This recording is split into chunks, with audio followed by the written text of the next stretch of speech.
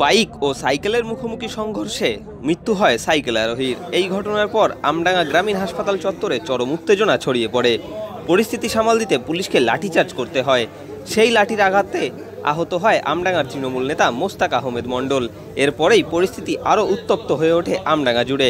রাতের বেলাতেই 34 নম্বর জাতীয় সড়কের উপরে আগুন জ্বালিয়ে বিক্ষোভ দেখায় মোস্তাক আহমেদ মণ্ডলের অনুগামীরা। এমনকি আমডাঙ্গা থানার সামনেও বারে বারে বিক্ষোভে ফেটে পড়েন মোস্তাক আহমেদ মণ্ডলের অনুগামীরা।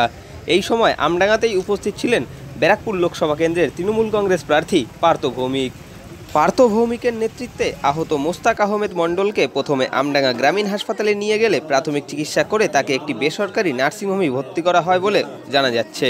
এরপর পার্থ ভৌমিক মোস্তাক আহমেদ মণ্ডলের অনুগামীদের সাথে কথা বলে 34 নম্বর জাতীয় সড়কের উপরে বিক্ষোভ এবং আমডাঙ্গা থানার সামনের বিক্ষোভের পরিস্থিতি সামাল দেয় বলে জানা যায়। পুলিশ তোমাকে মারলো কেন? মানে বিনা অন্যায়তে আমি চায়ের দোকানে বসেছিলাম। আমি বললাম যে আমরা তো এখানে পার্থতার ওখান থেকে লোক এসছে, এত ষড়যন্ত্র না থাকলে আমি বললাম যে পার্থতার ওখান থেকে লোক এসছে, আমরা আলোচনা করছি।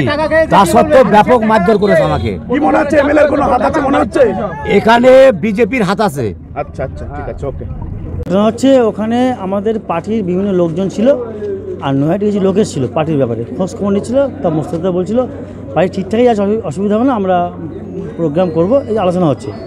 হঠাৎ শুনলাম আমডাঙ্গা একটা অ্যাক্সিডেন্ট হয়েছে, কোথায় হসপিটালে কে মারা গেছে, পুলিশের সঙ্গে ধস্তাধস্তি হয়েছে, পুলিশ হসপিটাল সব লোক বার করে দিয়েছে, সমস্ত লোক।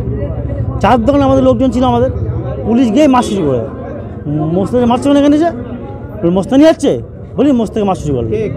আইসি ছিল আর সঙ্গে আর একটা অফিসার ছিল, তার নাম হচ্ছে ওই কি নাম্বারটা ছিল, নাম আমডাঙ্গা থানা আইসি, নাম জানি না। হ্যাঁ সরকার, রাজকুমার সরকার। এখানে হয়েছিল বলতে কাঁদপুরের লোকের অ্যাক্সিডেন্ট হয়ে মারা গেছে। এই দিকে ঝামেলা করছে ওরা, এসে ঝামেলা এই দিকে হচ্ছে। আমাদের একটা মিটিং হচ্ছিল, পার্থ ভৌমিকের লোক এসেছিল, পোল্টুর দোকানে বসে আমরা মিটিং করছি। পোল্টুর দোকানের সামনে গিয়ে ধুমধাড়াক্কা মার শুরু করেছে আমাদের ছেলেদের।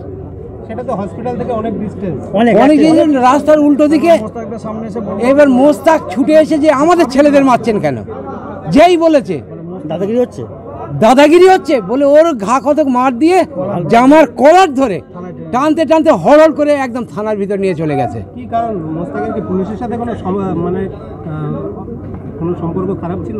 না, পুলিশের সঙ্গে কোনো সম্পর্ক খারাপ নেই। কেন হলো আমি বুঝতে পারছি না। মোস্তাক টোটাল আমার আমডাঙ্গা থানার পুলিশের হেল্প করে, মানুষের সঙ্গে থাকে, তাকে যে এইভাবে টেনে হেসে নিয়ে যাবে এটা ভাবা যায় না। কারণ কি জানা গেছে? কারণ এখনো কিছু বুঝতে পারছি না। বিনা কারণে একেবারে বিনা কারণে। আপনারা কি পদক্ষেপ নেবেন? পদক্ষেপ নেব বলতে যদি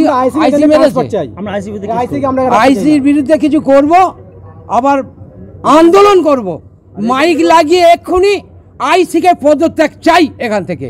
আমার অঞ্চলের নেতা আমার ভাইকে ও মেরেছে, ওর পদত্যাগ চাই, এখান থেকে সরাতে হবে।